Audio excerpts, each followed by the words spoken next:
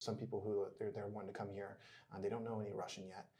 And that's okay. I moved to Russia because of opportunities. My Russian dream is to жить красиво, быть красивым и делать красиво для других. Pavel Durov, let's go. Shake my hand. Hunter, that is not appropriate in this environment, in this setting. People call Moscow, Moscow, or Moskva, but I call Moscow, Vegas. Hunter, you're done. Stop. You're done. And I'm like, oh man, I really messed this up. That life is short, and you need to live where you're happy. And so, like, for me, like, I'm extremely happy in Moscow. Hi everybody, my name is Ivanna. I work at Braiden Consulting, and here I have Hunter Cawood with me today. Thanks for the invitation. It's really awesome to be here. Really awesome to see you, and yeah, excited to talk a little bit today. Thank you. It's amazing to meet because I know you're a client of ours, and although I'm a new employee, it's very nice to finally meet you in person as someone who we worked with before. Heck yeah. Well, and I'm very thankful to you guys. Like, obviously, the work you guys have done for me has really like changed my life and made my life here in Russia a lot easier. And so I'm happy to see. Well, I'm happy to help other people do that, and I know that's a big theme for you guys is helping others. So yeah, no, excited.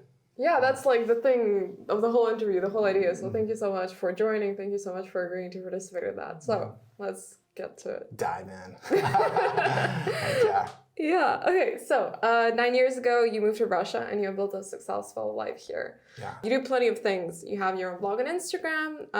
One of your recent TV appearances is in Subota. Yeah. In Chikuli, the TV show. That's right.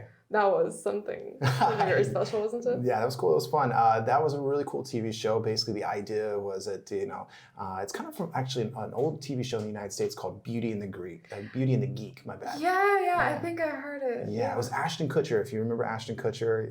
Yes, who doesn't remember Ashton Kutcher? Exactly.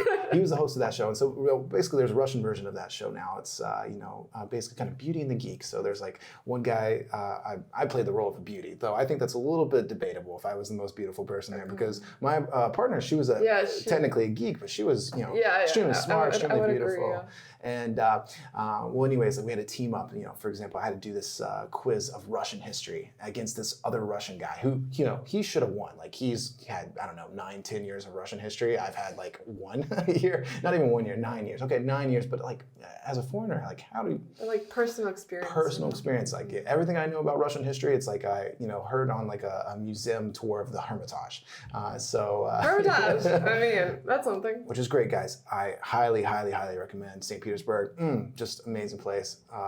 But yeah, and I don't know. I pulled out a miracle. It was like a Miracle on Ice. If you guys, I don't know if you know that movie. I don't. It's a Miracle on It's about how the United States beating the Soviet Union and oh wow! and ice I should know that. You should know. Well, it's more of a kind of American, our pride and joy that we beat the Soviet team. But yeah, it was like one of those type of moments. It's like I beat the person who should have won, who should have been the king, should have been like had the upper hand, the upper dog. But it was a cool show. It was a cool experience. Yeah, well then thank you for sharing that. Also, you are an entrepreneur, right? I would say I started my career here in Russia, working with Russian startups and so forth, and I had a couple of my own startups. Now I mainly work in real estate as my main revenue source. I work for an American company that does real estate, and it's also kind of another interesting aspect of my life here. Then you're an athlete and a winner of national championships in American football. That's what's cool too. Like imagine we have an American football league here in Russia. And and so it's really cool. So there's like I said, I've won 4 championships. 2 of them have been in flag football, and 2 of them have been in like the real form of football. Actual American football where you tackle and so forth. And so I play for this team, Moscow Spartans, and man, that's also been like just an amazing experience, and like having a brotherhood of friends here, and it's been a journey for sure. And you've won a couple of times as well, right? So it wasn't like a solo win; it was like a series. No, back to back. What's interesting, our club, Moscow Spartans, we have won every championship in tackle American football since 2017. What? So, but before that, I played for a team in St. Petersburg. Petersburg, and then I moved to Moscow. And when I moved to Moscow, I joined the Moscow Spartans and joined the winners. It's like that saying, if you can't beat them, join them. So that's kind of what I did in that respect. Yeah, football is great, and it's awesome because it's something I get to share from my own culture back in the United States. That was a big part of my life in the United States growing up. Played football from the time I was like 5 years old all the way up to high school. Even was a football assistant in college at Mississippi State. And it's cool. I get to share that and spread the love of football here in Russia as well. Yeah, and here in Russia, American football, it kind of like a little, Yeah. Well, I would say so obviously pretty much 99% of the guys who are on my football team who play American football, they're Russians. I would say actually football is a very Russian sport. It's a very Russian sport. Some way, I would agree. Yeah, because you got to have a tough mentality. You have to have a tough mindset, and it's all about pushing through pain. Picking yourself up. Yeah. And I don't know. I think Russians uniquely kind of understand that perseverance. Exactly. That not everything's like roses and flowers. Life is a lot of dirt, and you got to wipe off the dirt and keep going. What was the reason for you to move to Russia? So a lot of people moving to Russia right now, they're moving because of traditional values and because they relate to Russian culture in that respect and of conservatism and so forth. For me, it's always been I moved to Russia because of opportunities. And so what happened is when I was studying in the University of the United States, I was studying political science. And I had to choose a foreign language to study alongside political science. My first year of university, it just so happened I was dating a Ukrainian girl, and she was like, "Oh, Hunter, please, study Russian. It means so much to me." I was like, I don't need that. That sounds like way too much work. That sounds too difficult.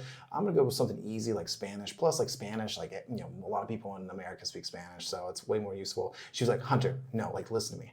I will do all your homework for you if you just sign up for Russian."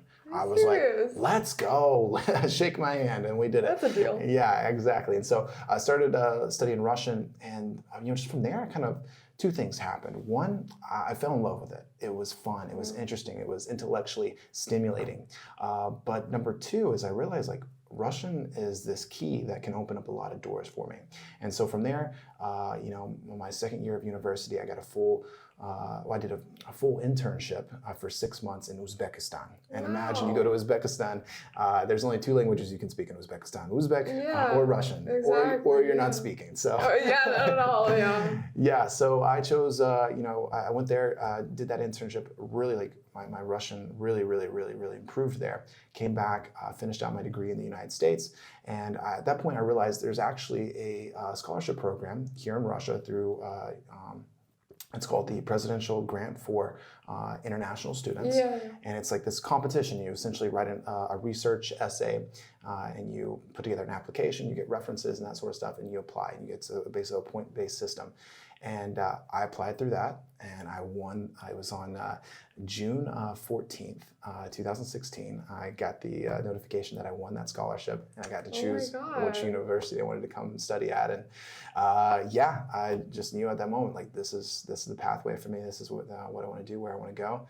And so I picked the St. Petersburg State University, and that September I flew out and came to Russia for the first time. Well, not for the first time, but for the good. I made that move, essentially. How come St. Petersburg State University? In that respect, to be honest, I didn't know a whole lot about the Russian university system. Obviously, and how could I? I mean, I grew up in the United States, and in the United States, it's kind of clear. These are our football schools. These are our academic schools, Harvard and Princeton and Brown. Yeah. So what I did essentially is I became a Wikipedia scholar right before my. Wow. What I mean by that is devotion. What I mean is I went on Wikipedia and I Googled all the Russian universities, and I looked who graduated from those different universities. Devotion. And so I thought okay, I'm gonna go to the universities that has the coolest alumni. And I saw, Putin graduated from St. Petersburg State University. Medvedev graduated from St. Petersburg State University. Pavel Durov graduated from St. Petersburg State University. And my favorite Russian-American philosopher, Ayn Rand, she also graduated from St. Petersburg State University. Yeah, so. Oh my God, I didn't know that. Heck yeah. Also, for our Russian listeners, Olga Buzova also graduated from St. Petersburg State University. Well, that's, you just hit the spot there. That's right. Checked that box. Exactly, yeah. But yeah, so that's why I chose St. Petersburg State University. And what's really cool is actually, I lucked out. That was a great decision because I ended up studying at the faculty, the Graduate School of Management, or VUSHAM, which is the #1 business school in Russia, and it's has ranked around the top 20 in the world. So it was Wow. So it was a great decision. I ended up studying with a lot of other just great individuals and professors, and man, that those 2 years in my master's really were formative for me. I think I really went from being a boy to a man, just because, in one sense, it was like moving to another country and having to be totally independent for my first time in my life, where there's no one who's going to bail me out. If I have a problem, I have to solve it myself. My parents can't come and save me. I didn't have a network at that time when I just moved. It was really taking responsibility, becoming independent, and I don't know. It was a little bit freeing. It was a little bit. Liberating. Liberating, but also, I don't know, just adrenaline, every day. Oh, wow. And so I would imagine that, anybody who moves to another country that probably has a similar experience is you're like a pioneer to some degree. You're having to solve your own problems. It was a great decision. Okay, cool. Well, thank you so much. That's a lot of very interesting stuff straight away. Yeah. But back again to you moving here. Mm-hmm. How did you prepare for the move, and what advice can you give to our subscribers with regards to moving to Russia? I think it helps to have a plan and know exactly what you're going to do, because at this point, obviously, I've been here for 9 years. I've seen other Americans, other foreigners who've moved here, and some who have been successful, and the others who have not. The ones who have been successful, they've come with a purpose. They've come with a plan. They know exactly, hey, this is what I'm going to do here in Russia. And obviously, I did that as well. As I was going to go study at St. Petersburg State University. I was going to get my degree, and then just essentially begin working from there. However, actually, when I came, I didn't know that I was going to stay. I thought that I was going to be here 2 years and then go back to the United States and work in a big consulting company like McKinsey. So I think it's one, going ahead and developing a plan. Also, just Russian, I already had a base in Russian, so for me, solving everyday issues was not very difficult. Whereas, I've had other friends who've moved with no base of Russian, and it's easier in cities like Moscow and St. Petersburg. You can actually live in Moscow and St. Petersburg and not know a word of Russian, and you'll get by. To be honest, Well, I think so. I have friends who are Americans who live here, but I wouldn't suggest that, because I feel that's not the advice. Absolutely, I do not suggest that. I think is cool about that is I know there's some people who they're wanting to come here, they don't know any Russian yet, and that's okay. You can come here, you can learn Russian on the spot, having a base and just also having a purpose in Russian that I want to learn this. This is important for me. This is my goal every single day. I'm committed to it. It's a habit. I think that will set you up for success and take you from 0 to 100 very quickly. What papers did you end up getting? Describe your experience in preparing the documents and interacting with local authorities. When I just moved, thankfully, I had the university take care of most of my documents. Yeah, exactly, because you came on a student. That was easier. What's funny is, basically I had to fill out this application for the visa, for the student visa. I had to send in photos. But my university, they were the ones who were kind of, curating and telling me exactly, hey, this is what we need from you. When they told me they needed photos from me, I didn't realize what kind of photos, and so I actually took photos from my Instagram, Are you serious? And the first time I sent them Instagram pictures, and I was and there's cool photos of me, I can show you some of those photos later. But and they wrote me back very quickly, within 2 days, and they're like, Hunter, we need passport pictures. I was like, oh, okay, let me go to CVS and get a passport picture for you. So what's really cool, like I said, I studied business management at the Graduate School of Management at St. Petersburg State, and so most of my classmates, they went into consulting or working in big management within companies like Google and Yandex. I always kind of had an idea that I wanted to go my own route to some degree, and I wanted to do something a little bit more stimulating for me. So I started my career working with Russian startups, and I worked with startups like Electronic and MSP 360, really cool technologies that were doing robotic process automation, that were doing cloud computing, and actually in those first couple years of working with startups, I really became kind of an expert in what's called inside sales. Inside sales is like lead generation and managing sales technology within a company.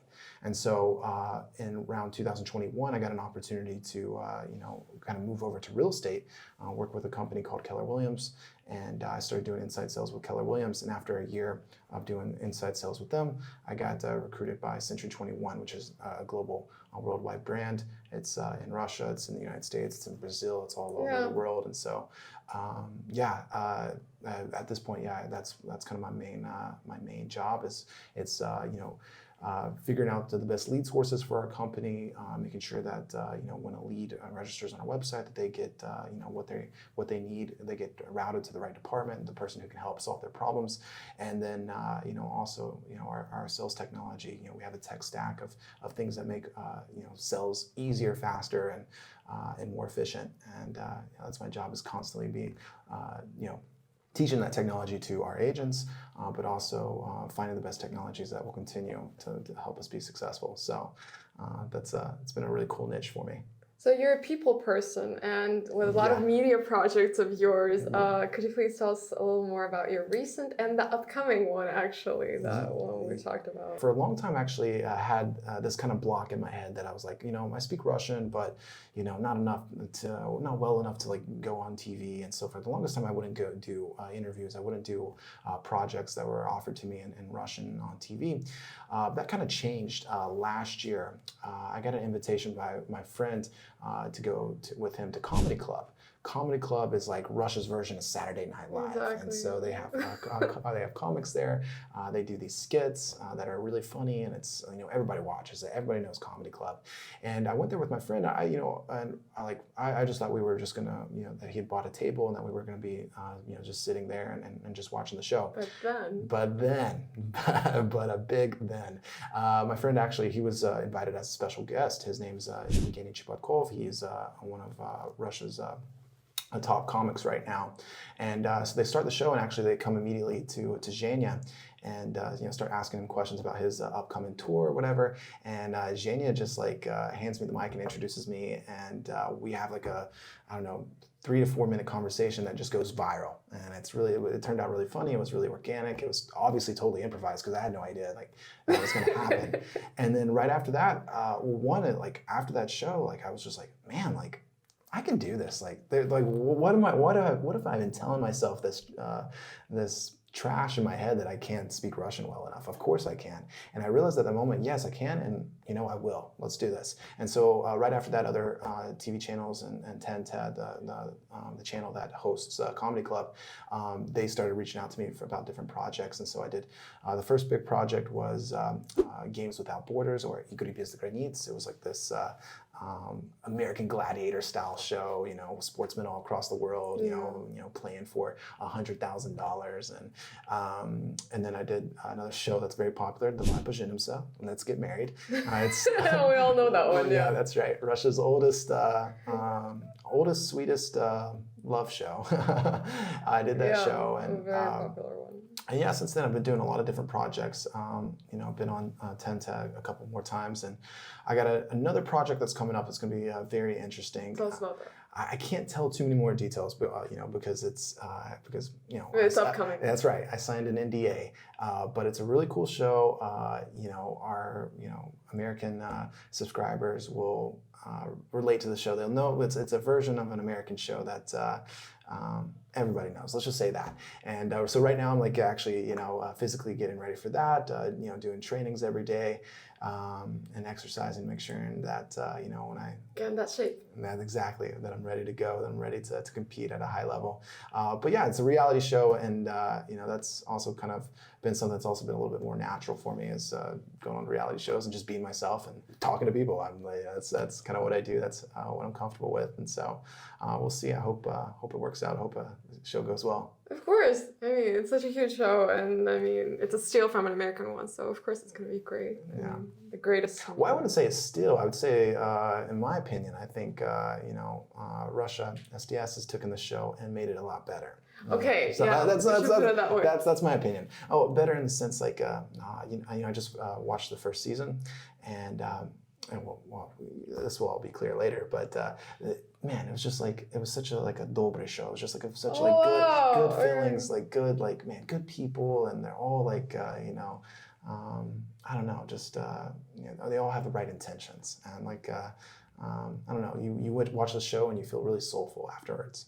So okay, well, soulful is a very big word. Yeah. So Yeah. that's huge then for a TV show. Like heck this. yeah. Your Russian is great, as we all know. Any tips for learning the language? If you want to see results, you have to really treat it like it's drinking water, like it's eating lunch, like it's something that Like a sport. exactly, like, yeah, something that you feel weird if you didn't do it that day. Like brushing your teeth, like it has to be something like that. And so for me, like I really got into a podcast called Learning Russian with Max. And it's a great podcast. Doesn't matter, if you're just learning Russian or if you're advanced or intermediate. Essentially, he basically speaks in Russian, talks about different topics, stories, and he does it. Essentially, he doesn't use any English. He'll just explain Russian words, new Russian vocabulary, using other Russian words. Wow. It doesn't get confusing or anything? No. Well, you essentially build up that knowledge. So like maybe the first couple times you're listening to episodes, you're like, oh, I'm not getting that. But you start essentially grabbing words and holding on to them, and then using those words to help you learn other words and associate with other words. And he also does it, it's a slower pace. So he's not speaking 100 miles per hour. However, like at this point when I listen to him, I used to listen to one speed. Now I listen at like 1.5 because my Russian's gotten better. And to me, it's now it's a little bit too slow for me. But like you build up that strength, that muscle memory, that knowledge memory. And so I'd say start with that, and also just like especially when you come here to Russia, you'll notice that a lot of Russians will want to speak English with you. Okay. You've got to fight against it. You've got to say, no, нет, я хочу с вами говорить на русском, и только на русском, пожалуйста. And like, even if they answer back to you in English, just answer back in Russian. Давай, just go right at them. Exactly. So I did that, like, and I really think it helped. And then, really it. You fought your ground. Exactly. And then also don't be afraid to make a mistake. Like you learn from every mistake, and like no one cares if you if you use the wrong grammar, as long as they understand you, and they're going to understand you. So just be free and feel confident, and you'll get it really quick. Be Hunter Cawood. I don't know, but just be yourself. Everything will work out. So in regards the learning language, you're saying that you're basically most likely to be understood, but do you have a funny situation in regards to learning the language, or in the case where you haven't been understood, or maybe something? Yeah, so my funniest situation with Russian language was back in 2018, I was defending my dissertation. And so, it's a very serious thing here in Russia. You probably went through it, yeah? I haven't, but yeah, I know the experience. You've heard the horror stories. I've heard, yes, exactly. Yeah. So luckily in my university, you have, you get 3 attempts to defend your dissertation. And so I wrote my dissertation. Awesome dissertation. I recommend you read it at some point. It's called. It's published, right? It's published, actually. Yeah. It must be. Yeah. So it was basically a dissertation on factors hindering card payment adoption in Russia, and how we need to move Russia into a card-based system. Because when I moved to Russia, it was actually very cash. Okay, sorry. That was a while ago. Yeah, it was a while ago. It was 9 years ago. So first attempt, I go there and I get up and I'm just like starting, super, me, like I'm just, I'm just, spitting out all the facts, information, and after about 2 minutes, my professor, she stops me and she's like, Hunter, excuse me, I'm looking over your dissertation right now. You don't have a signature from your from your scientific advisor, and I'm like, oh. Is that necessary? And she's like, yes, of course it's necessary. No, Hunter, you can't perform your dissertation here without that signature. And I'm like, okay, no worries. I got 2 more attempts. No big deal. So I, take my dissertation, go, the next day to get that signature from my scientific advisor. The next week, I get to come again and defend the dissertation. And so I come in. And I'm ready. I'm confident. I got that signature. Like there's nothing stopping me. And so I go on. And I'm like, guys, this is why we need to, promote card payments in Russia so we can boost the economy. Blah blah blah blah blah blah. And then after about 7 or 8 minutes, my professor, she stops me and she's like, Hunter, excuse me, I can see on your slide there, it looks like there's a mistake, like, and I like turn my head and I look at the slide and I'm like, No. which We're gonna blur that one. which for our listeners is a cuss word in Russian.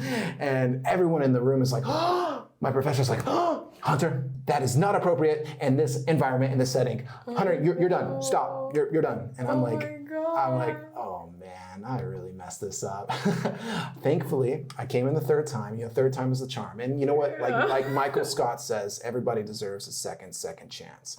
So I got my second chance on that third attempt. And anyways, went in, didn't cuss, had my signature, and everything went well. And I ended up graduating. So you ended up graduating. That's the happy end. Yeah, the happy story.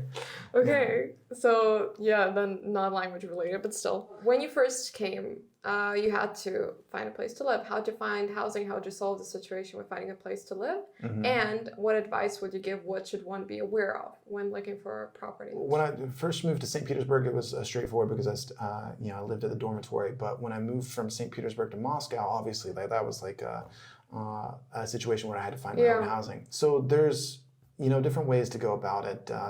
There's a great company, and if you move to Russia, you'll know about it immediately. It's called Yandex, and Yandex has their own Yandex недвижимость, where it's like Yandex Realty, where you can find all the types of apartments that are for rent, and you can also search by essentially who's ready to do a registration for you.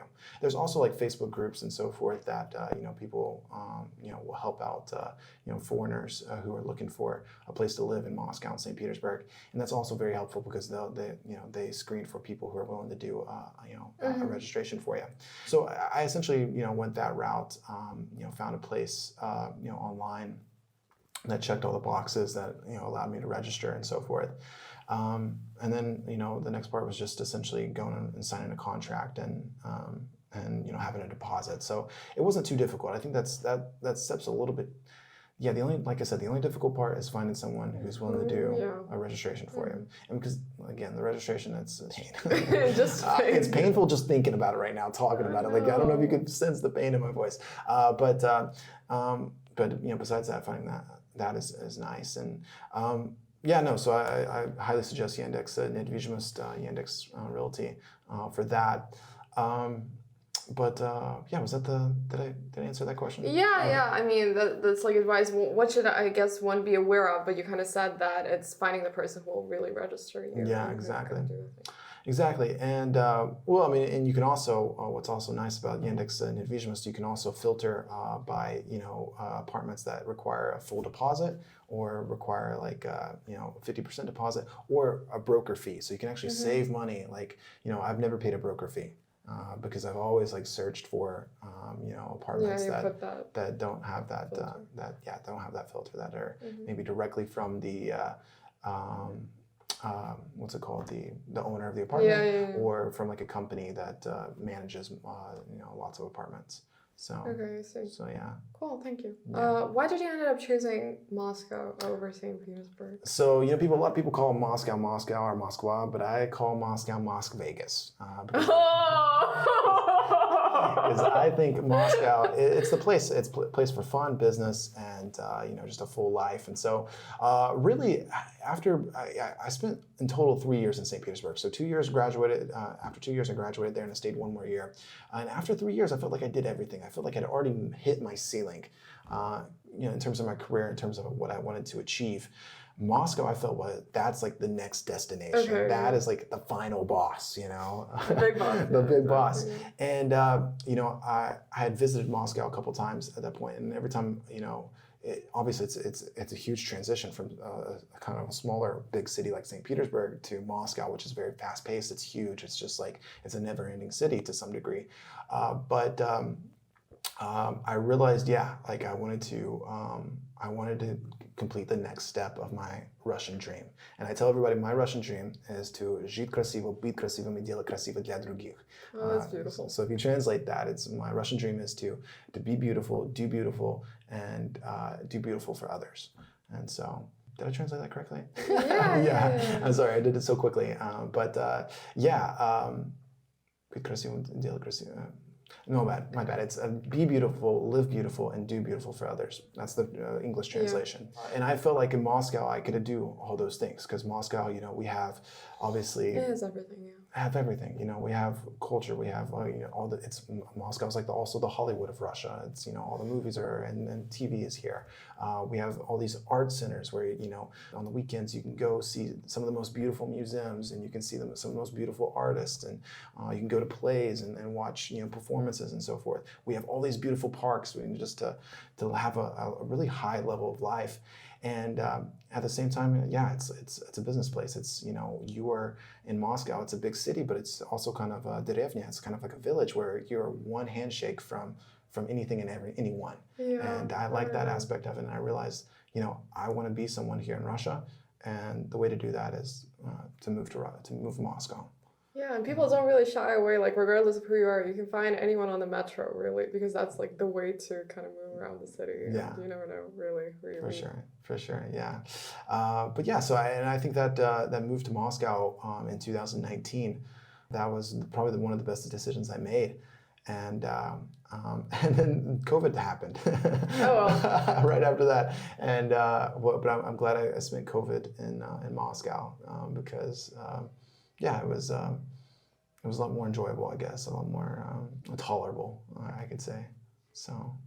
Okay. Yeah, tolerable. That's a good word. Yeah, I think no matter what, COVID was kind of like miserable for everybody. Yeah, you can't really choose. So we're on like a degree of tolerable. Exactly. Yeah. That's the way. Yeah. Cool. Then relating to everything that's been said, so what's the advantage of living in Moscow over living in the States, for example? I think there's a lot of advantages. What I would say to anyone is that life is short and you need to live where you're happy. And so like for me, like I'm extremely, extremely, extremely happy in Moscow. And there's a lot of reasons for that. One is like my group of friends. Like I've built just a great community of people who push me, who love me, who make me better, who motivate me. That for me is obviously a huge plus that I have here in Moscow.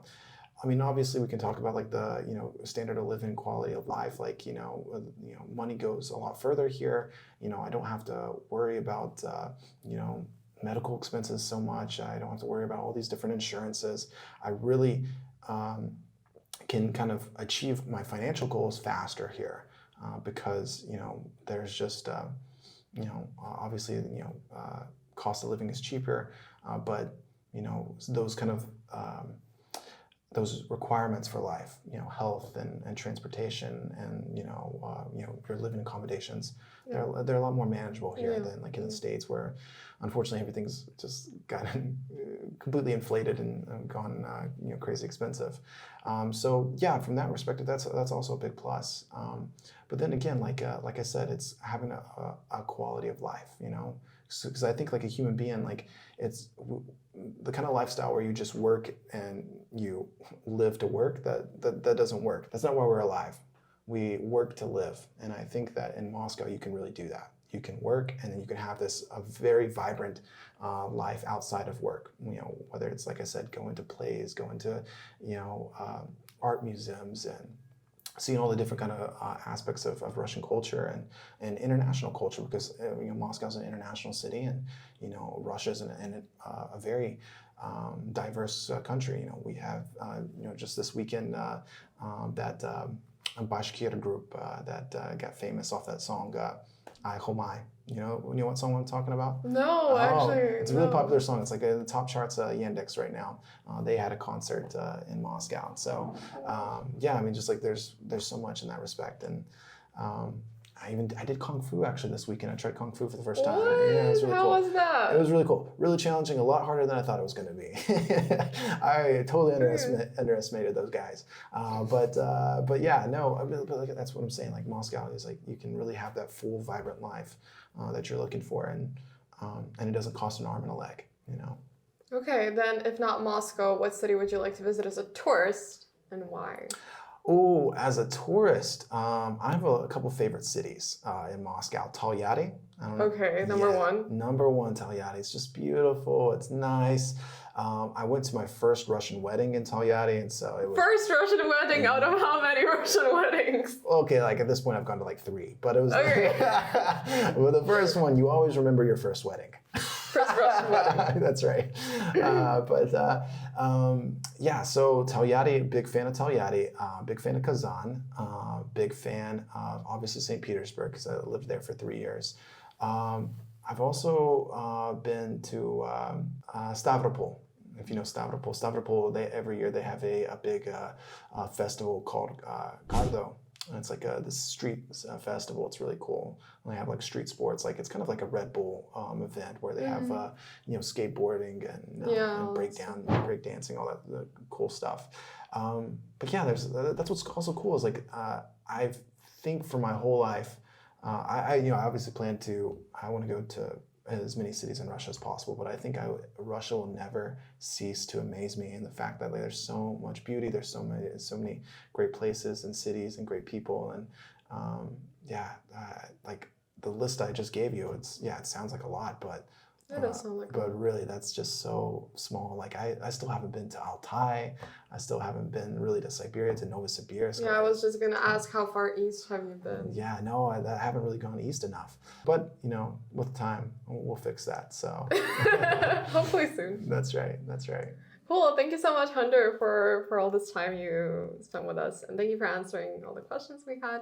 And thank you guys for listening and for enjoying the video. I hope you did. Have a good one. See you on the next one.